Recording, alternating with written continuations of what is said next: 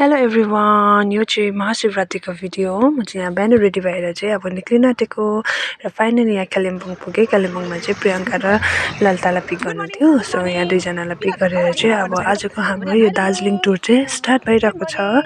अनि हामी चाहिँ यसरी बात गर्दै जाँदा कोही निदाउँदै जाँदा चाहिँ हामी चाहिँ खरसाङ पुगेछौँ। अनि खरसाङबाट छिटो छिटो फेरि यता रिटर्न हुँदाखेरि चाहिँ बाटोमै ट्रेन भेटायो। सो ट्रेनको अघि चाहिँ हाम्रो गाडी आउँदाखेरि चाहिँ सबले हामीलाई कराउँदै थियो, के गएको भन्दै, हामीलाई चाहिँ थाहै भएन हो। सो यसरी हुँदै हामी चाहिँ मन्दिर पनि पुग्यो। सो मन्दिर मुनि चाहिँ त्यो पार्किङ पनि थिएन रहेछ। सो हामी चाहिँ आधी बाटोदेखि हिँड्दै जानु पर्यो र यहाँ चाहिँ हामी त्यही ढिलो भयो, हामी चाहिँ हिँड्दै जाँदैछ भनेर जाँदै थियो। र हेर्नुहोस् होला मेरो शिवरात्रि महाकाल धामको दर्शन गरेको भिडियो। यताबाट आयो लाइन त्यसरी चाहिँ कल्जा पनि हुन्छ त अन्त जाने हामी। हजुर भयो भनेको त्यही त सुन त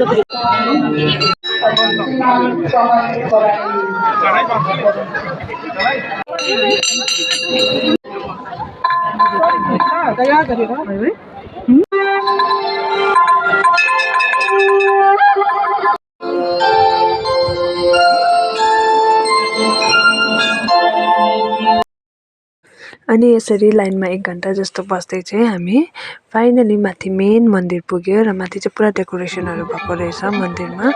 सो मान्छेको भिड पनि पुरा थियो। सो हामी चाहिँ त्यहाँ छिटो छिटो दर्शन गर्नु पर्यो हो। अनि यहाँ गणेशजी पनि रहेछ। यसरी नै हामी दर्शन गरेर चाहिँ बाहिर निक्ल्यो र बाहिर चाहिँ पुरा आरतीहरू हुँदै थियो।